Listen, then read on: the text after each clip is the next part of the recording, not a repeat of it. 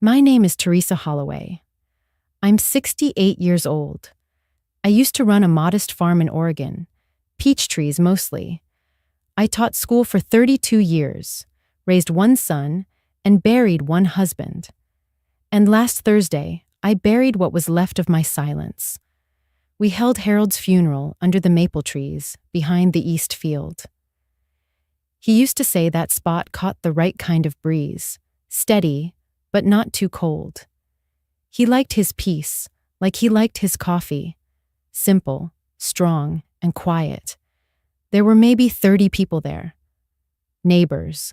Some of my former students. A few men Harold used to play cards with every other Saturday. They wore black, held their hats, whispered their condolences the way people do when they don't know what to say to a woman who's just become nobody's wife anymore.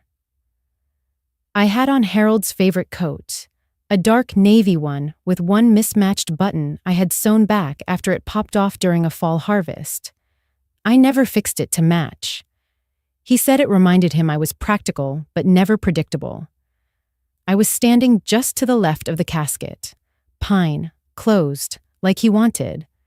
No music, no flowers, just the wind and the soft creak of the old folding chairs.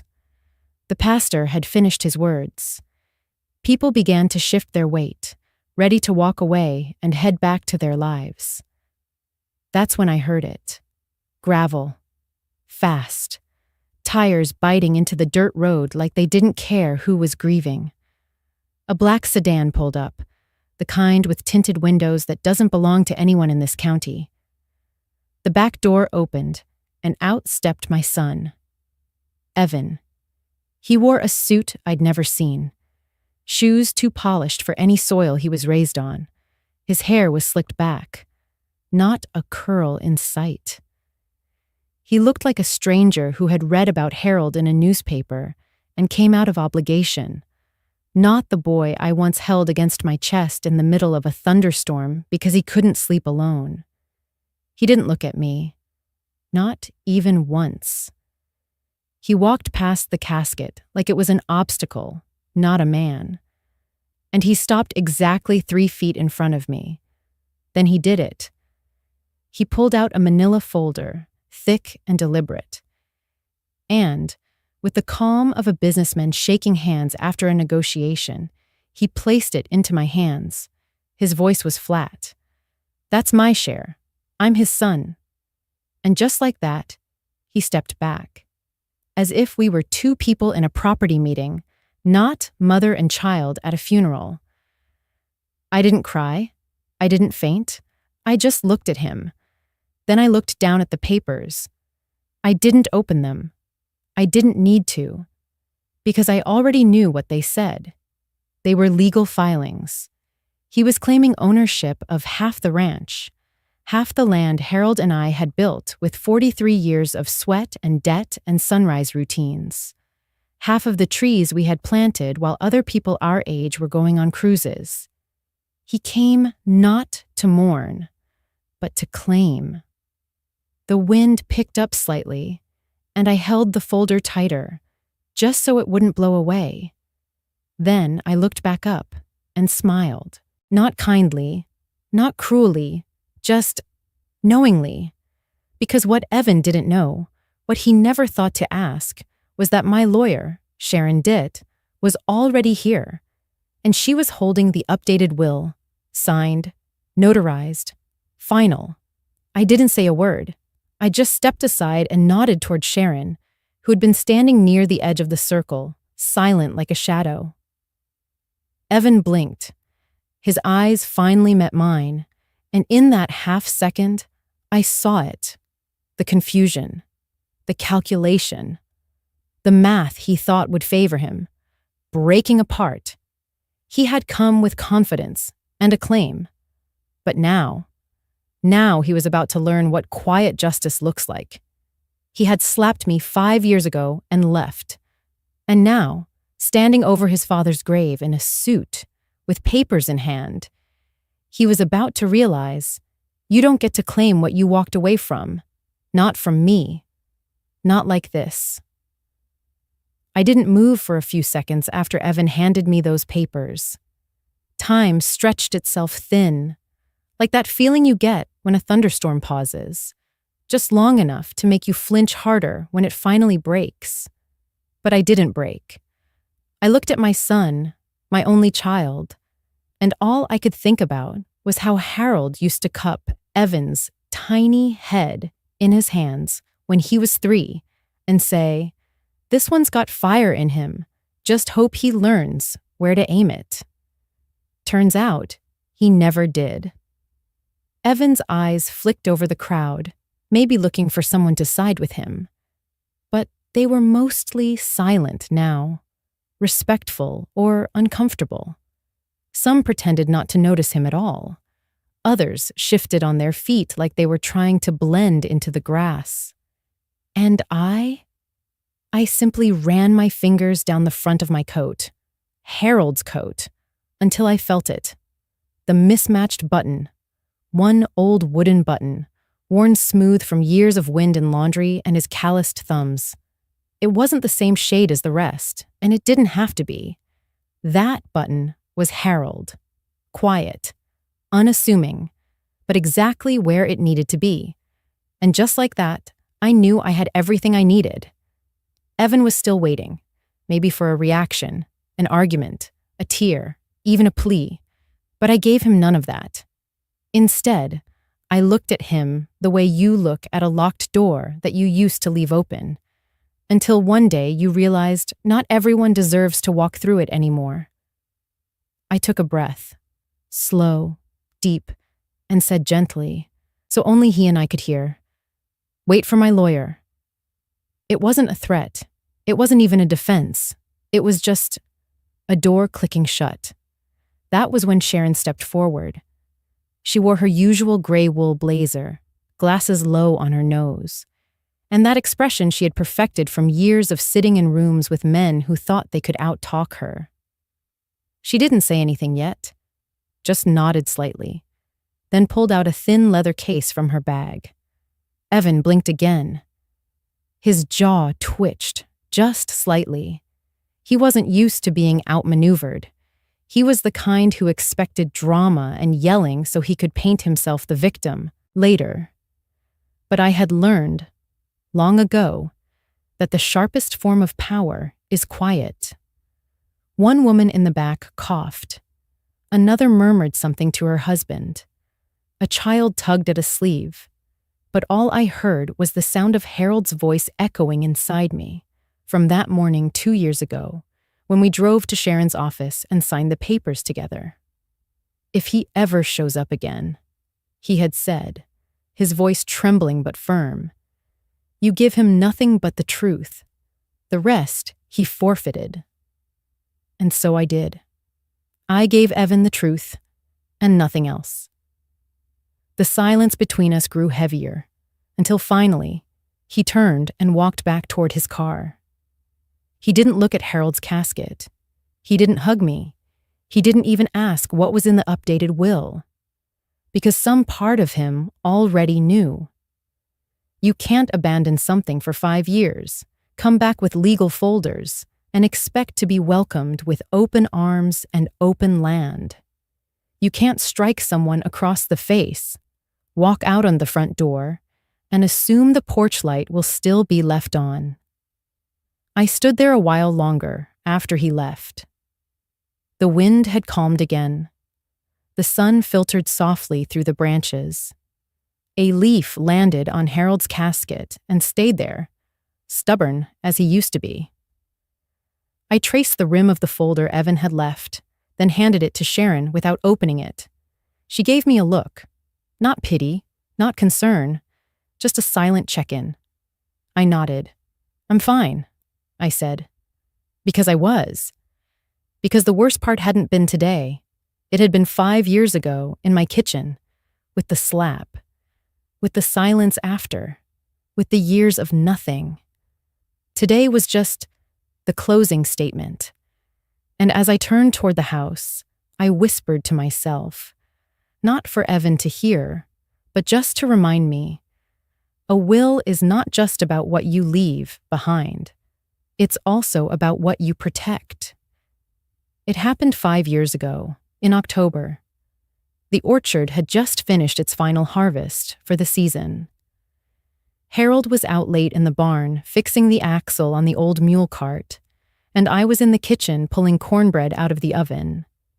The air smelled like burnt cinnamon and dust. I remember that clearly, because smell is the last thing to fade after betrayal. That night, Evan came home. He hadn't called ahead. No email, no letter, just the sound of boots on the porch, heavier than I remembered, and a knock that didn't feel like family. When I opened the door, he was standing there in city clothes, slim-cut slacks, blazer, some kind of expensive messenger bag slung over his shoulder. His hair was slicked, his face tighter somehow. I smiled, reflexively. "Evan?" But he didn't hug me, didn't even say hello. He just stepped inside like he had an appointment. He sat at the table and pulled out a packet of documents.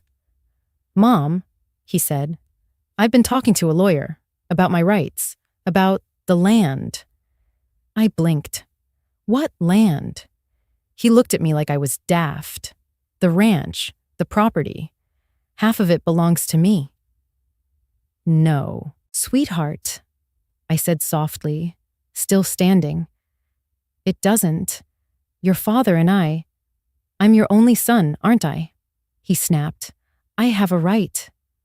I remember feeling the room tilt slightly, like the floor betrayed me before he even raised his hand. "Evan, we raised you on this land. We paid for your college with the peach money. We helped you with your down payment when you bought that condo. This ranch, it's not just dirt and fences. It's us. You walked away from it." He stood up. I had never seen him so full of heat, of entitlement. "You've always made excuses, for Dad, for everything. You never saw me. Not really. You just expected I'd be grateful." I stepped back, something tightening in my chest. "That's not true." "Isn't it?" Then came the words. I still hear sometimes when the wind whistles through the broken window screen in the mudroom. "You owe me." He came closer, too close, and in a blur of anger and resentment, he lifted his hand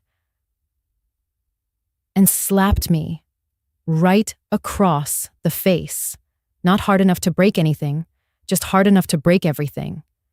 I didn't scream, didn't cry, didn't even touch my cheek. I just stared at him, and in that stare, something shifted. Not in him, in me. In that moment, I realized something brutal and freeing. He wasn't my little boy anymore. He wasn't the boy who cried when we buried his puppy. He wasn't the boy who once said, "Mom, when I get rich, I'll buy you a rocking chair that sings." He was a grown man, hardened and hollow, who saw inheritance as a transaction, not a legacy. Harold had come in seconds later, holding his wrench and wiping his hands on an old rag.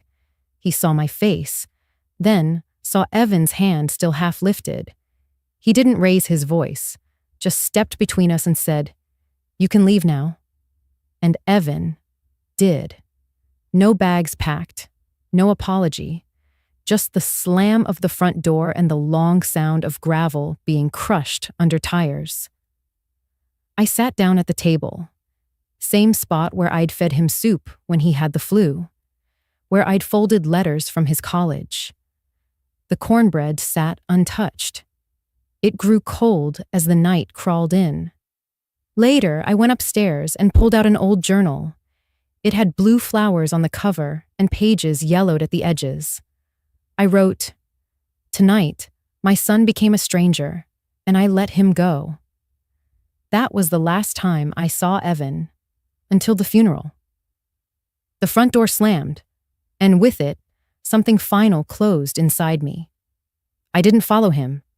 I didn't call out. Not even when Harold turned to me and said, "Are you okay, Tess?" That was the first time in 30 years he called me Tess again. the nickname from when we were just high school sweethearts sneaking peach slices from the kitchen window. I couldn't answer. My cheek was red and warm, but it wasn't the pain that stunned me. It was the audacity of a son, our son, who once built tree forts and cried over broken pencils, now trying to break something far deeper. Harold didn't press. He just took off his hat, set it gently on the side table, and went to lock the door. That simple click echoed louder than any argument could have. We stood there for a moment, in the dim light of the hallway. Then Harold said, "He's not coming back tonight." And I said, "I don't think he's coming back at all." He nodded, and that was that. The next morning, I got up before the sun. I poured coffee into the old chipped mug with the blue rim, the one Evan made in 5th grade ceramics class. It still sat in the same cabinet slot all these years, as if I'd been waiting for a reason to hold on to it. But that morning, I didn't drink from it. I set it aside, took out my brown, leather-bound journal, and sat down by the window. The same journal I'd been writing in for decades. It started as a gardening log, turned into birthday reminders, then little prayers and grocery lists. But lately, it had become something else entirely. A record, a reckoning. That morning I wrote, "Sometimes the deepest break is the one you don't scream about. It's the kind that arrives without warning and leaves no blood, just silence." I tucked the journal back under the loose floorboard beneath the cedar chest.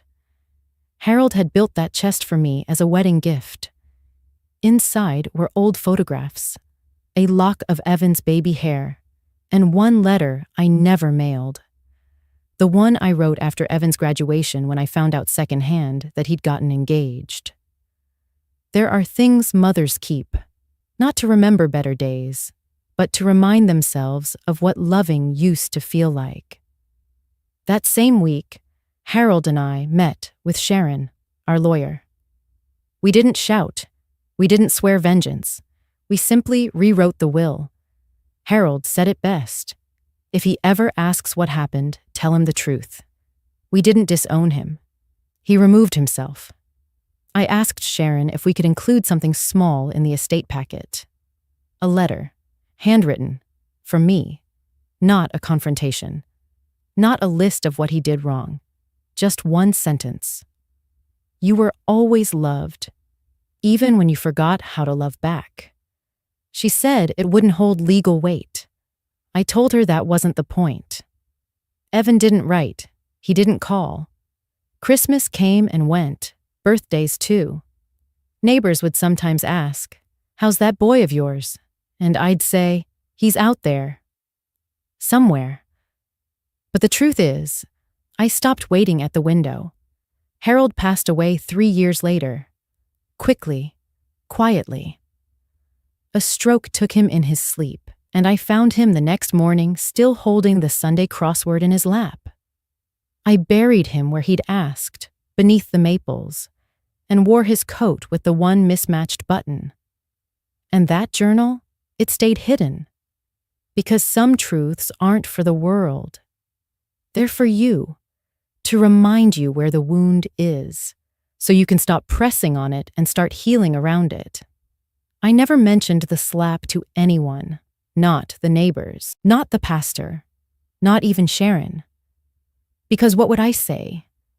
That the boy I gave my whole heart to returned only to take what was left? No. Some stories you don't hand to others. You write them down, close the page, and tuck them somewhere safe. Not to hide them, but to honor that you survived them. 5 years is a long time to hear nothing from your only child. No calls, no letters, not even a postcard at Christmas. At first, I checked the mailbox every morning like muscle memory. Walked the gravel path from the porch to the end of the fence line. Passing the rosebush Harold planted the year Evan was born. It bloomed without fail, even when everything else forgot how. But after the first winter, I stopped checking with hope. I just checked because it was routine.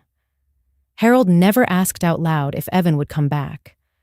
But some evenings, when the fire in the stove burned too low and we both sat reading in silence, I'd catch him looking toward the old hallway, the one with the framed school photos.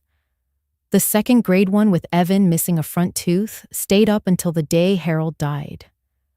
It was the quiet kind of missing, the kind that didn't break you in one loud crack, but wore you down like river water over stone.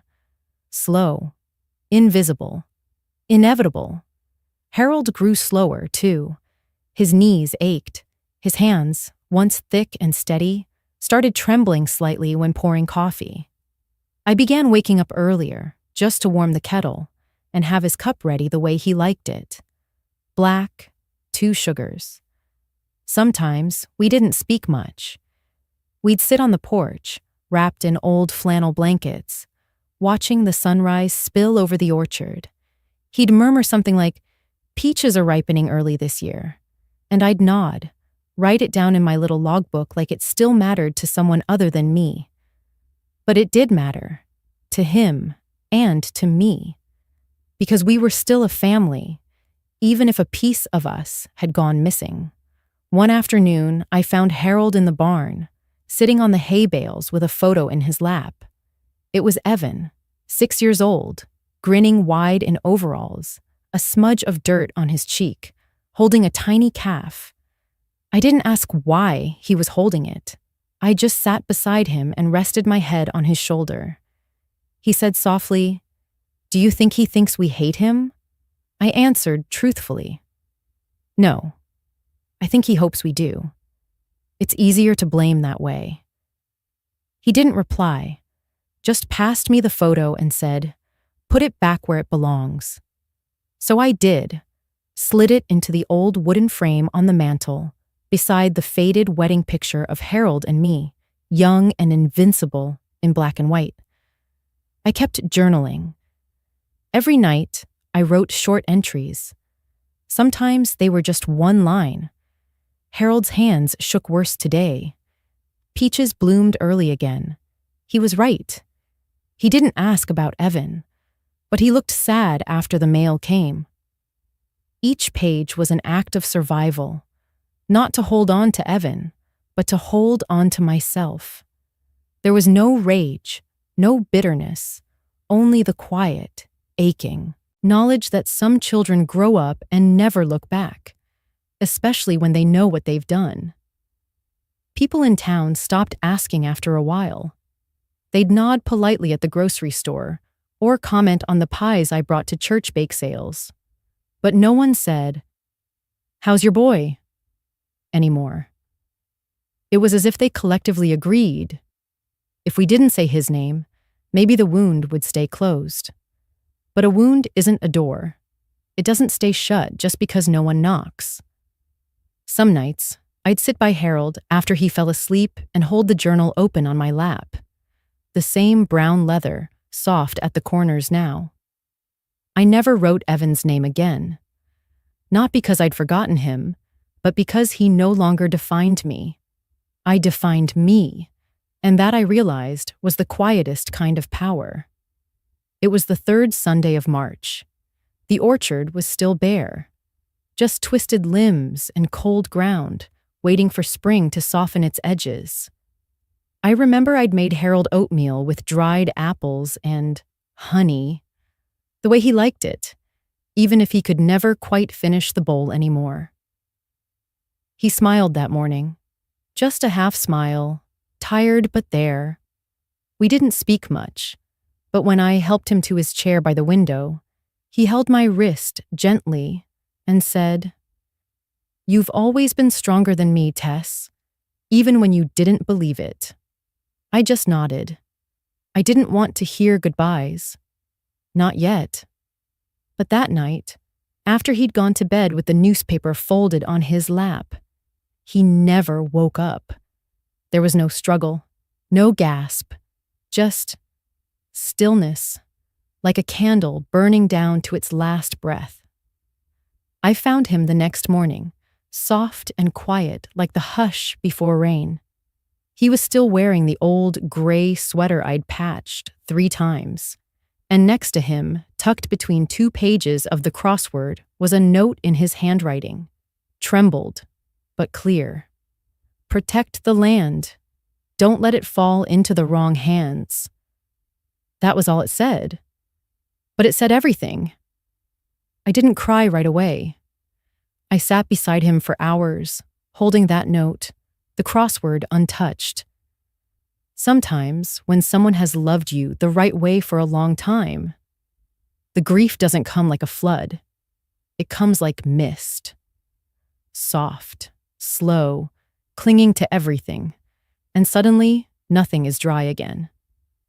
The funeral was simple, just me, Pastor Neil, and a few neighbors from the church. We buried him under the twin maple trees he planted when Evan was born. One for Harold, one for Hope. I wore the coat with the mismatched button, the one he mended himself when I tore it on the old fence post 27 winters ago. That coat still smelled faintly of sawdust and coffee.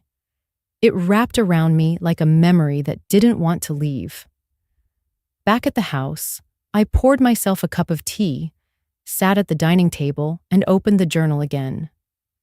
I wrote, "Widowhood doesn't feel like an ending. It feels like a beginning I didn't ask for." That night, I didn't sleep. I walked the property line, all 40 acres in silence. Bare feet on frost, coat flapping behind me like a flag I wasn't ready to lower.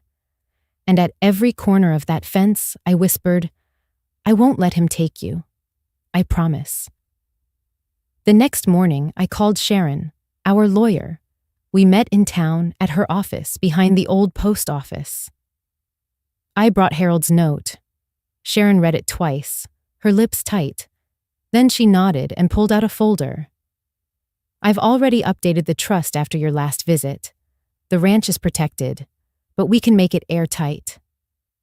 We sat for 2 hours, going over every clause, every line of defense. I signed the updated documents with hands that didn't tremble. Because this time, I wasn't doing it for Harold. I wasn't even doing it for me.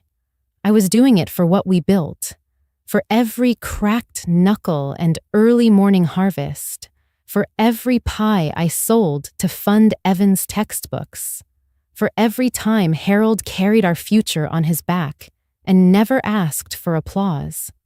The ranch was ours, and it would not be divided like a pie at a Sunday dinner. That was the moment something shifted inside me. Not rage, not vengeance, just clarity, and a kind of still strength I hadn't felt since I was 22, walking down the aisle in a dress I'd sewn by hand. Harold was gone, but his voice stayed. Protect the land, not just from trespassers, but from the kind of forgetfulness that unravels legacies. So I did. I cleaned the barn, fixed the broken latch on the chicken coop, and when spring finally came, I planted peaches again, even though I didn't know if I'd be around long enough to see them bloom. Some promises you keep with your hands, and your whole life becomes the signature. When Evan walked into the funeral, dressed like a lawyer but speaking like a stranger, I didn't flinch. He tossed the folder onto the small cedar table near the guest book. His voice cut through the room like a cold wind. "That's my share. I'm his son." He didn't say mom. He didn't hug me. He looked at Harold's casket like it was a barrier, not a goodbye. I stood still in my late husband's coat, the one with the mismatched button, and nodded. And I smiled, not out of joy, but because I already knew something he didn't. You see, Harold and I had updated the will 2 years before he passed, and Evan's name, it was nowhere on it. Not from anger, not out of vengeance, but because he'd made his choice, long before Harold made his. He removed himself, Harold had said, and we honored that. After the funeral service, as the last guest left and Evan sat alone on the edge of the wooden pew, I walked over. He didn't rise. "What's this?" I asked, tapping the folder. "Claim to half the ranch. Fair's fair," he muttered, without looking up. Fair? Half the ranch he hadn't stepped foot on in 5 years. Half the land he never mowed, never fenced, never woke up at 5 a.m. to irrigate. Half of Harold's hands, cracked from winter feedings. Half of my back, bent from years of kneading bread and tending rows. He looked at me, then. Eyes not filled with grief, only expectation. He truly believed he was entitled. I didn't answer. Instead, I turned and gestured to Sharon, who had just entered quietly through the chapel's side door. Evan's face twitched. Recognition dawned, followed by a flicker of unease. "Mrs. Holloway," Sharon greeted gently, handing me the manila envelope we had prepared months ago. I opened it slowly, deliberately. Inside were 3 signed copies of the updated will, one of which bore the notary seal, Harold's signature, and not a single mention of Evan's name. Evan stood up. "What is that?" I handed him the front page. He skimmed it fast, then slower. His jaw tightened. His hands curled. "You cut me out?" Sharon spoke calmly before I could. Mr. Holloway updated his estate plan legally and voluntarily. All assets are left to Margaret Holloway, in full. There is no ambiguity, no joint ownership, no trust divisions. "You can't do that," he barked. She adjusted her glasses. "He did." Evan turned to me, voice louder now. "I'm his only child." And I finally spoke, and I was his only partner for 46 years. Through every debt, every drought, every funeral before this one, while you vanished. He stepped forward, lowering his voice. "You're bitter. This is revenge. I didn't raise mine. Number, this is reality. You made your choice. And now, I've honored Harold's." There was silence. Then he laughed, short and humorless. "This won't hold. I'll fight it." Sharon nodded, calm. "You're welcome to file, but you'll lose. There's a paper trail including recordings from the estate planning meeting. And..." She reached into her case and handed him a sealed envelope. This was written by Harold. "For you." He didn't open it. He just stared at it like it might burn him. When he left that day, he didn't take the letter. He left the folder too. I waited until his car drove away, then picked up the sealed letter and slipped it into my journal. I didn't read it. I didn't need to. I already knew what Harold had written, because 2 weeks before he died, he sat me down at the porch swing and said, "If Evan ever comes back, don't meet him with fists. Just show him what truth looks like on paper." That was Harold's justice. Not loud, not cruel, but unmistakably clear. I folded the will and slipped it back into Sharon's folder. Outside, the wind stirred the maple leaves over his grave, and I whispered, "I protected it, just like you asked." The days after the funeral passed slowly, like fog hanging just above the fields, never lifting fully, but never swallowing me either. Evan never called, and I didn't chase after him. The envelope Harold left behind for him stayed untouched in my desk drawer. Some truths, I'd learned, must be opened by the person they were meant for, or never opened, at all. Instead of mourning, I worked. I fixed the squeaky gate to the orchard. I gave away Harold's flannel shirts to the church thrift shop, except one. The one he wore when we first signed the deed to this ranch. That one, I folded carefully, tucked behind the family photo album, beside the will. And I kept writing in my journal. Only now, the entries began to change. Wind's warmer today. Feels like a season is turning. Sat by the twin maples. They've grown taller than the barn now. Thinking about the next 50 years, even if I won't be here for most of them. That last line stayed with me, because that's when I realized this land shouldn't die with me. It didn't belong in courtrooms or to the memory of a boy who once slapped his mother and walked away. It belonged to something larger, something rooted. That's when I called Ruth Ellison. She was the director of the Valley Land Trust, a local conservation foundation that preserved historical farms and transformed them into educational and community use sites. Harold and I had once attended one of their community breakfasts years ago. I remembered the warmth in Ruth's voice, the way she talked about land as story. Not real estate, not profit, but story. She remembered me, too.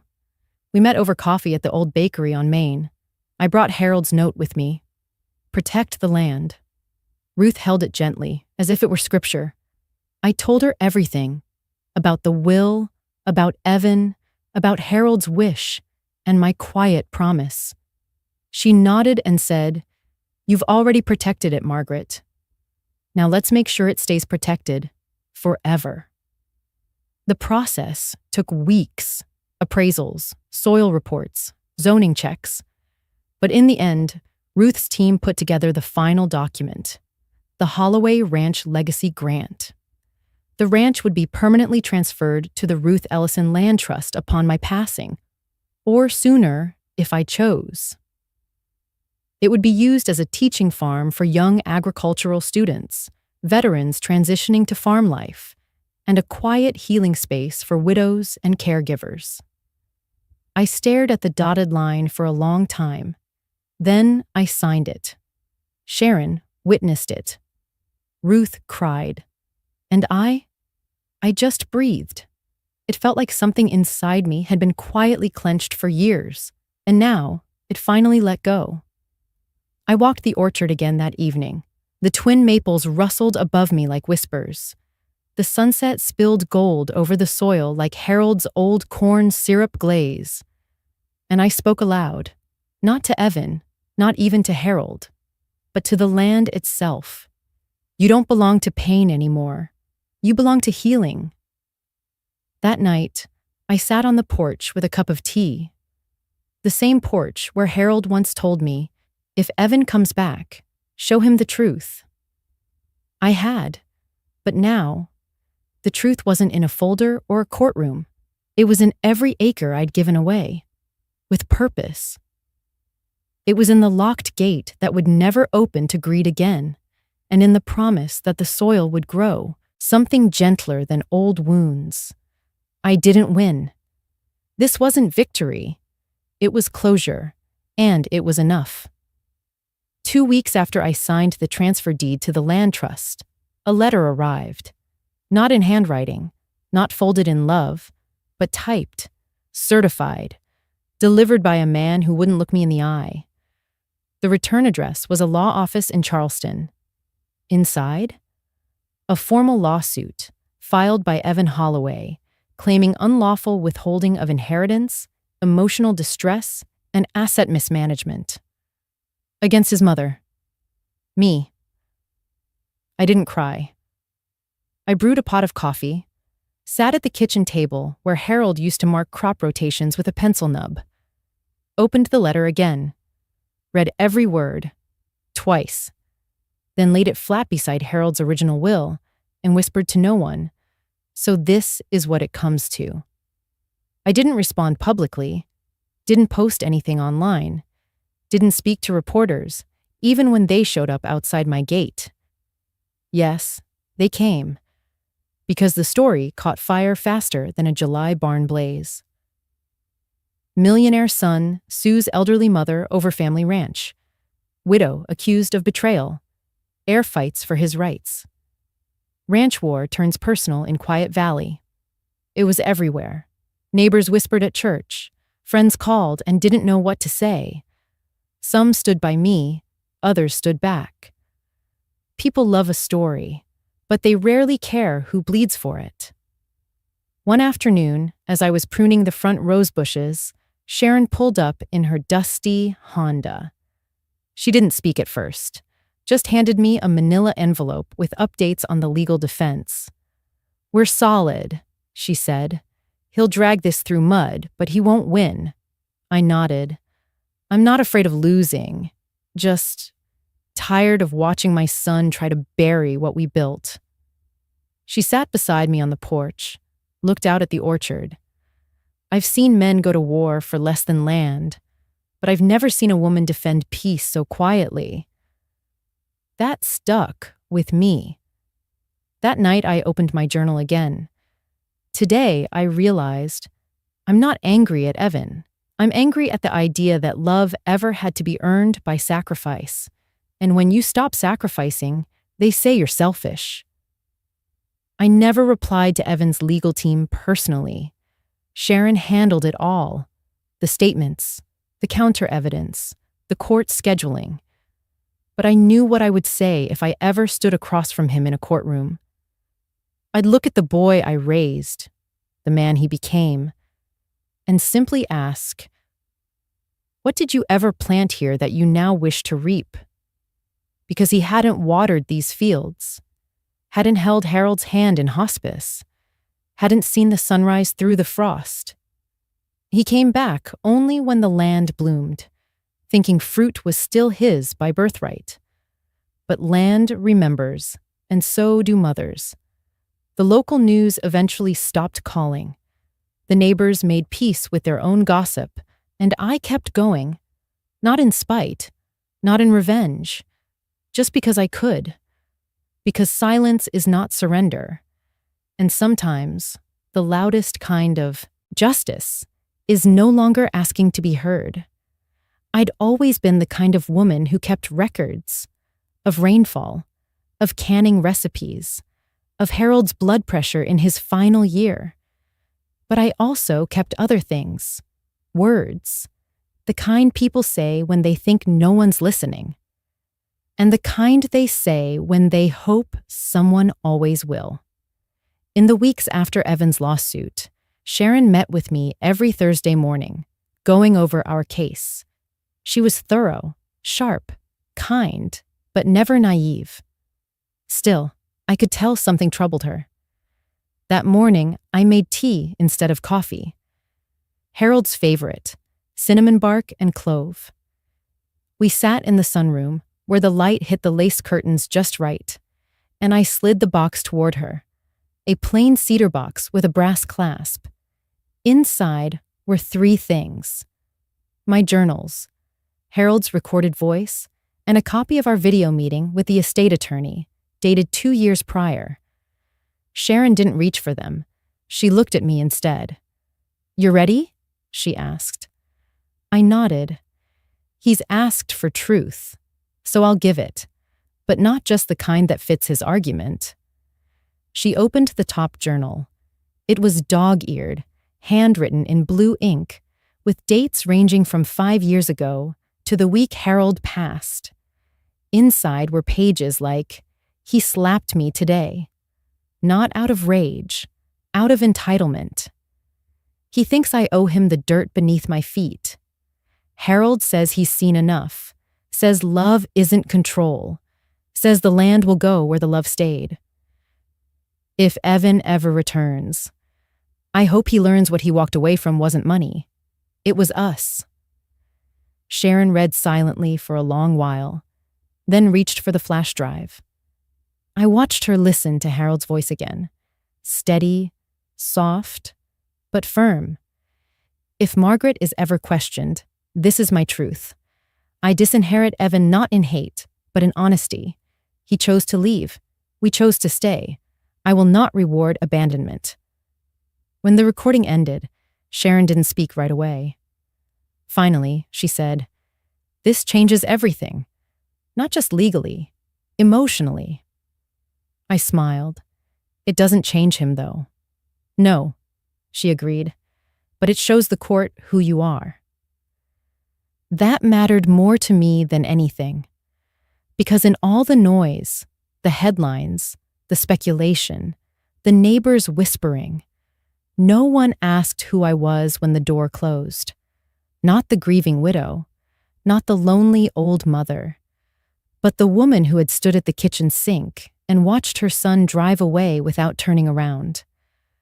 The woman who kissed her husband's forehead as his hand went cold, who signed papers not to hoard land, but to protect what stayed. I want it all submitted, I told Sharon, not just what helps me win, what helps me finish. Finish what? She asked. I looked out the window. The twin maples were starting to brown at the edges. Autumn was near. Finish the story Harold and I started, one where the land didn't become currency, one where legacy meant roots, not claims. She nodded. Let's file it. All of it.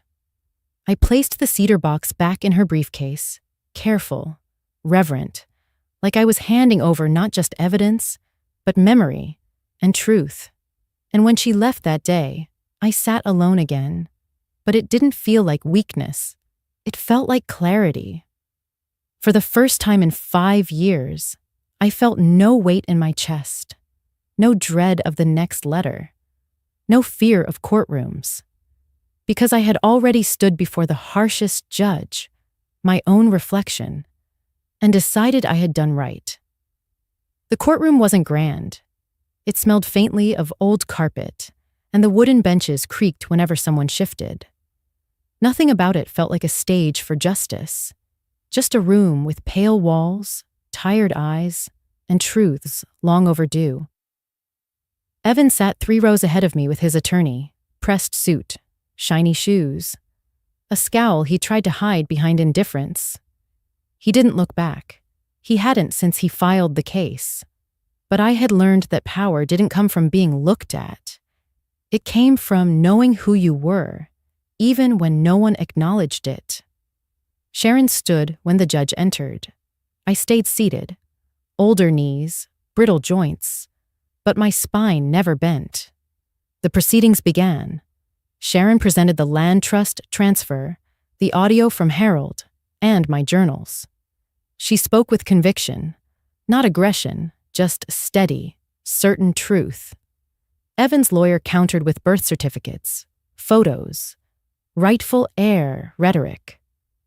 But none of it could hold weight against the silence that followed Sharon's closing words. A man who does not till the field cannot claim its fruit. A son who walks away from the soil cannot return only when it yields profit. Love is not inheritance. It is presence.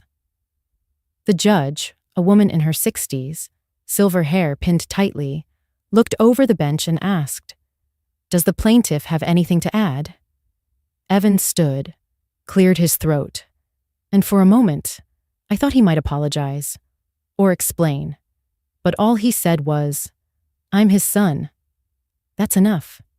It wasn't. Not anymore. The judge's ruling came swiftly, without dramatic gavel bangs or shouting. Just her calm voice, like the hush before the first snowfall. The court recognizes that Mr. Evan Holloway voluntarily removed himself from familial and operational connection to the Holloway estate. The decedent's amended will, dated and witnessed, lawfully transfers all assets to Mrs. Margaret Holloway. The court sees no legal basis for the plaintiff's claims. Case dismissed. I didn't flinch.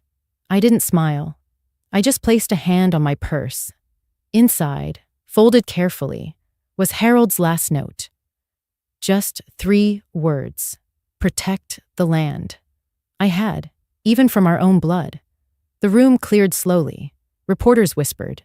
Sharon leaned in and whispered, "It's done." But I knew better. Legal battles end in court. Emotional ones linger at the kitchen table. As I stood to leave, Evan brushed past me. He paused, just for a second, and I felt him look at me sideways. Still no mom. Still no regret in words. But his eyes, they weren't angry. They were empty. I wondered if that was worse. As he walked out, I heard his attorney mutter, "You should have never filed this." Maybe he heard it too. Maybe not. But I did. And I carried it like a final punctuation to a sentence 5 years too long. I stepped out into the afternoon light. It wasn't bright, but it was warm. And for the first time in a long time, I felt no chill on my back. I'd walked into that courtroom as a widow. I walked out as a woman who had kept a promise. Not to a man, not to a son, but to the land, to the truth, and to myself. 3 days after the verdict, Sharon returned with the final documents. She carried a thin stack of papers, crisp and official, sealed in a navy folder with the Ruth Ellison Land Trust logo embossed in silver.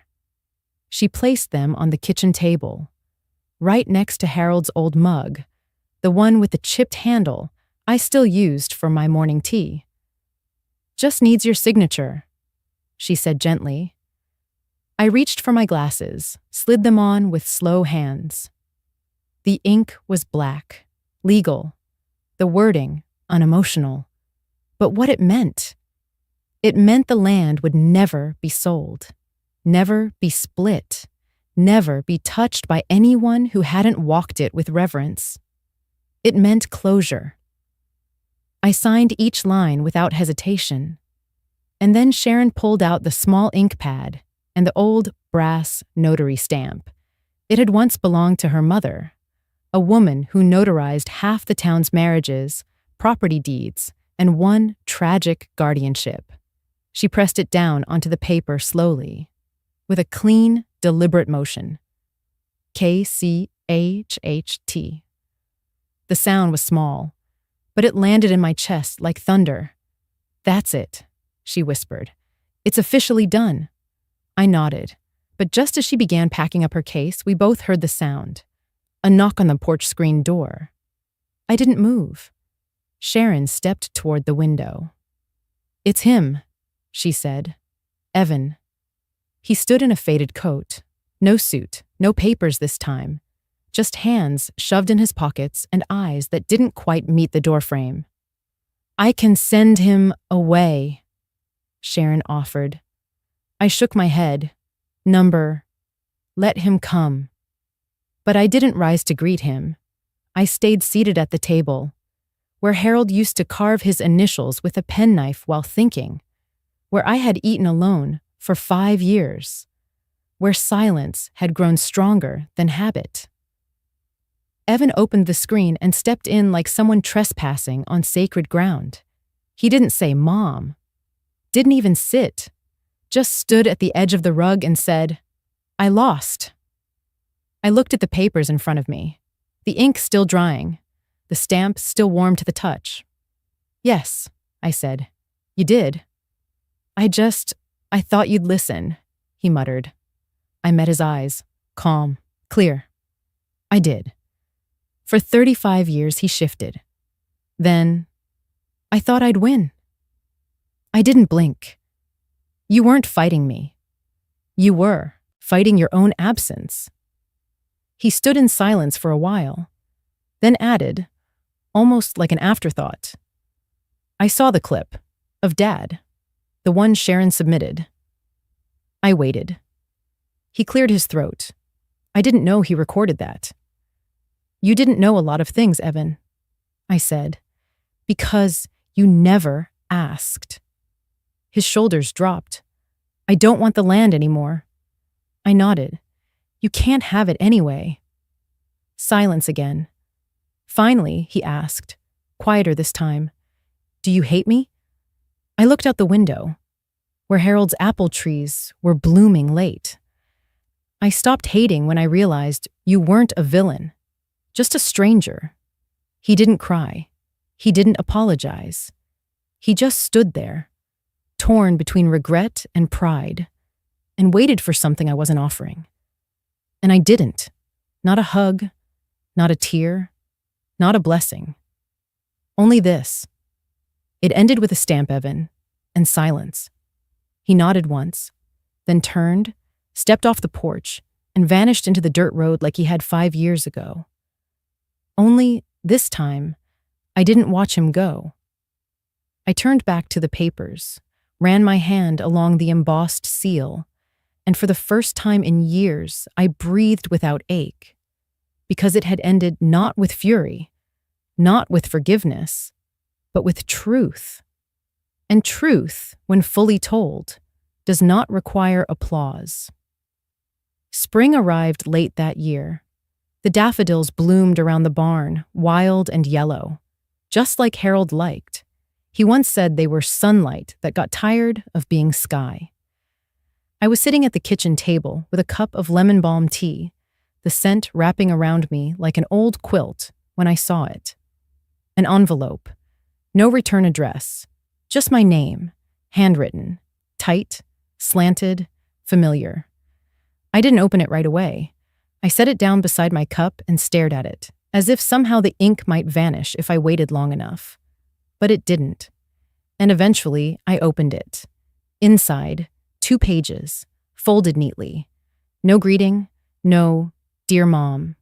Just lines that cut in quiet ways. I never asked for much, only what I was owed. You made me into the villain because I dared to say I deserved something too. I read it slowly. You always took Dad's side, even when he was wrong. You always looked at me like I was some mistake you raised out of guilt. My hands stayed steady, but my chest ached in that dull, familiar way, like an old bruise remembering a fist. That ranch was mine, just as much as it was his. You had no right to cut me out. I stopped, looked out the window. The wind moved through the apple trees like fingers through hair. Harold used to hum when he pruned them. A low sound, tuneless, but comforting. Maybe one day you'll realize how unfair you've been. Maybe you'll miss me. Not a single word of remorse. Not a line that said, "I'm sorry." Not even, "I understand now." Just blame. Just rewriting of things he never stayed long enough to witness.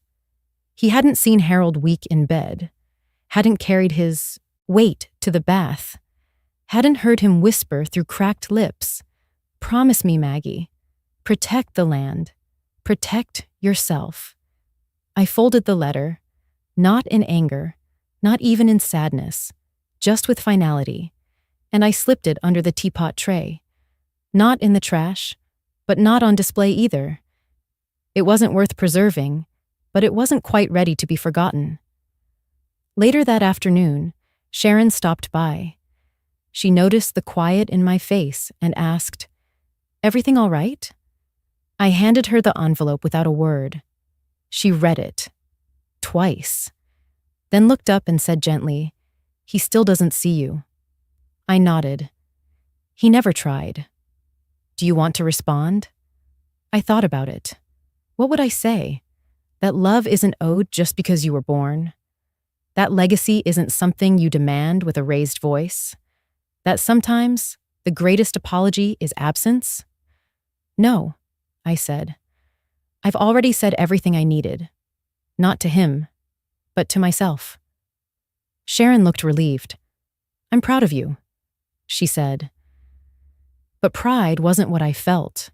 It was something simpler, stronger, quieter, peace. Because the boy who had once slapped me was now a man who still blamed me for the echo of his own footsteps. And I no longer chased that sound. I sipped my tea, looked at the letter one last time, and thought, he never asked, he only blamed, and I've stopped answering to that voice. I didn't answer Evan's letter with another letter. I answered it with a box. A small, plain box, wrapped in brown paper, taped neatly, addressed in my handwriting. I didn't include a card, no apology, no justification. Just a book. It was Soil and Spirit, A Life in the Field, the one Harold always read in the winter, when the frost came early and the fields had gone silent. The spine was cracked. Page 87 was dog-eared. Harold's favorite. A man does not own the land. He borrows it from his care. I'd found it that morning while cleaning the attic. It smelled like cedar and dust, the scent of things once important, now forgotten. Tucked inside, I added a piece of cream-colored paper, cut from Harold's old stationery. On it, I wrote just 3 words in black ink. I remembered. M. No more. No lecture. No plea for understanding. No demand for him to become something else. Just a reminder that I had always listened, that not all memory needs shouting to remain true. When I took the package to the post office, the clerk, Molly, smiled and said, "Sending something special?" I nodded. "A chapter someone skipped." She tilted her head. "Want tracking?" "No," I replied. "It's not meant to be followed." That night, I sat on the porch with Harold's wool shawl over my shoulders. The stars above looked clearer than usual, as if some invisible dust had finally lifted. I didn't know if Evan would open the package. I didn't know if he would read the note or recognize the book, or even remember that he once begged Harold to read to him from it at bedtime when he was 7, when he still believed dirt was magic and planting seeds could grow whole forests. Maybe he'd laugh. Maybe he'd throw it away. But that was no longer mine to carry. What mattered was, I didn't respond to pain with silence born of fear. I responded with silence born of knowing. And that is different. That is the difference between surrender and closure. A week passed, then another. No reply, no call, no thank you. But I saw online, quietly tucked in a corner of his company's website, that Evan had donated a portion of his spring earnings to a soil regeneration nonprofit in Nebraska. No public statement, no big headline, just a small footnote on a page few would ever read. But I read it, and I smiled, because some seeds don't bloom when you want them to. They bloom when you finally stop standing over them. The barn roof had been leaking since early spring. Harold always meant to fix it, but his knees had other plans, and then the years slipped by like rain down a rusted gutter. I'd patched it twice, clumsily. The wind still got in. The swallows still found cracks to nest in. That morning, I was shelling peas on the porch, bowl on my lap, cat curled by my feet, when I heard the sound of tires on gravel. Not fast, not angry, just careful. I didn't look up right away. Didn't need to. I knew it was him. The truck door creaked open. Boots stepped out. I kept shelling peas. Evan stood at the edge of the porch. He didn't speak, didn't offer an apology, didn't make a speech, didn't reach out. Instead, after a long pause, he simply said, "I saw the barn roof sagging." I glanced at it.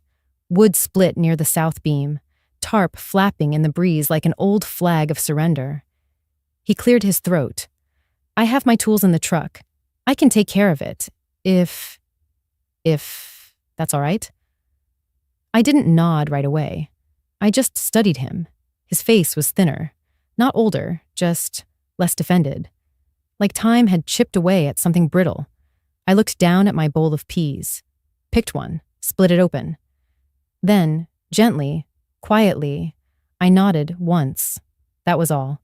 No fanfare, no door swinging open, no welcome home, just a nod. He walked toward the barn. Didn't ask where the ladder was. He knew, his feet remembered. I watched from the porch as he climbed up, gingerly at first, like a man not sure if he was allowed to hold weight here again. And I kept shelling. Let the rhythm return. Crack, split, drop, crack, split, drop. Inside the bowl, peas piled like soft green stones, steady and unremarkable, like peace. Later, I brought out a glass of lemonade, set it on the porch rail. Didn't call his name. Didn't say, "This is for you." But when he climbed down to fetch more nails, I saw him notice it. He took it, without a word, drank half, then went back to work. By sunset, the roof was fixed. Not perfect, but solid.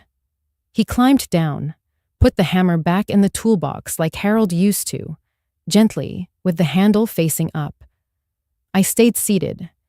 He wiped his hands on an old cloth, walked to the steps of the porch, then stopped.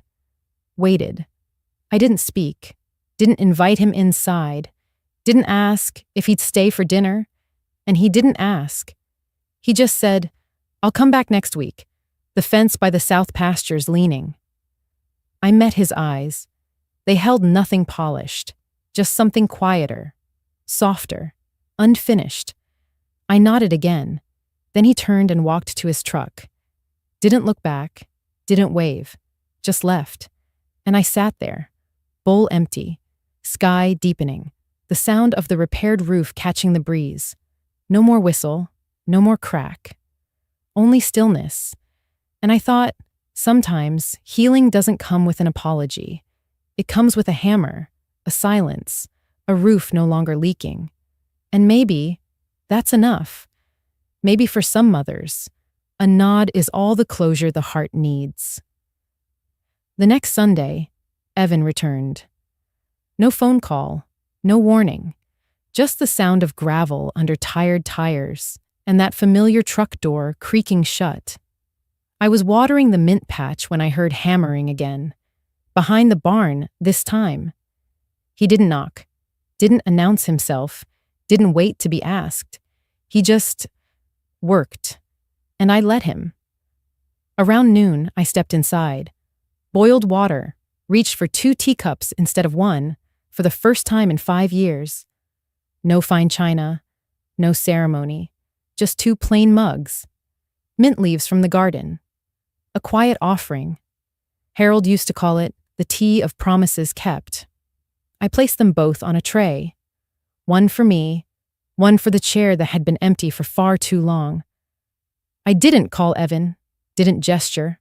I simply set the cup down on the left side of the porch and sat in silence. Sipping mine. Slow, steady, expecting nothing. About 30 minutes passed. The hammering stopped. Bootsteps approached. The barn door closed with a soft thud, then the creak of the porch step. Evan sat. No words, no thanks, just reached for the cup, held it, then sipped. The last person to sit in that chair was Harold, also on a Sunday. I remembered his voice as if it was still stitched into the porch wood. A man grows twice, once when he leaves, once more when he learns how to return. I hadn't thought of that line in years, but now it settled between us like warm steam. A breeze passed, the oak leaves rustled, birds hopped along the fence posts like they too were unsure how close they could come. Evan looked down at his mug. Then, without looking at me, he said quietly, "You used to make this when I got the flu, back when I was little." I didn't answer, didn't need to. I just rested my hand on the table, not reaching out, not withdrawing either, just resting. He turned to look toward the pasture, not defiant, not ashamed, just a man learning how to sit beside his mother without armor. We sat like that until the sun began to shift, long shadows crawling across the porch floor. I stood up first, gathered the cups, didn't ask, "Will you be back?" Didn't say, "I forgive you." Didn't hope, "We're back to how it was." I simply washed both mugs, dried them, placed them back on the shelf, side by side. And as I stood there, hands still damp, I whispered to myself, 2 cups again, finally. This closing moment delivers soft but powerful healing without ever forcing reconciliation. It offers hope, but not certainty. Peace, but not perfection.